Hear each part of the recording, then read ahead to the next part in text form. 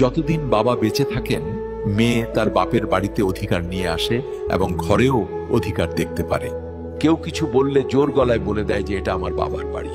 কিন্তু বাবা মারা যাওয়ার পর যখন সেই মেয়েটা আসে, তখন সে এত চিৎকার করে কাঁদে যে সমস্ত আত্মীয় স্বজন বুঝে যায় মেয়ে এসেছে।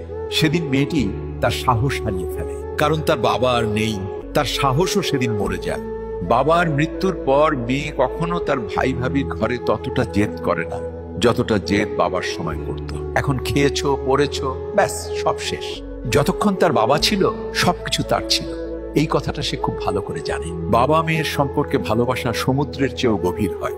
বাবা তার মেয়ের জন্য দুনিয়ার সবচেয়ে বড় আশ্রয় আর সাহস, আর মেয়েও তার বাবার জন্য সেই সাহস আর গর্ব অনুভব করে। কিন্তু দুজনই এই কথা কখনো সরাসরি কাউকে বলে না। মনে রাখবেন, বাবার মমতা আর মেয়ের ভালোবাসা অমূল্য। এই সম্পর্ক শব্দ দিয়ে নয়, অনুভূতি দিয়ে মাপা হয়। আপনি যদি আমার কথার সাথে একমত হন, তাহলে কমেন্টে হ্যাঁ লিখুন।